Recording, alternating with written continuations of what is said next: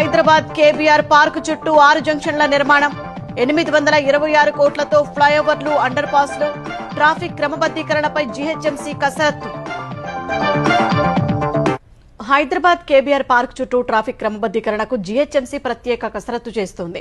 Park చుట్టూ ఉన్న 6 జంక్షన్లలో traffic సమస్య తలెత్తకుండా 826 కోట్ల రూపాయలతో అభివృద్ధి చేసేందుకు ప్రభుత్వం ఆమోదం తెలిపింది. తద్వారా మాదాపూర్, హైటెక్ సిటీ, గచ్చిబౌలి, కొండాపూర్ వెళ్లే వాహనదారులు ఎలాంటి ఆటంకం లేకుండా అండర్ పాస్లు, పైవంతెనలపై గమ్యాన్ని చేరుకోవచ్చు.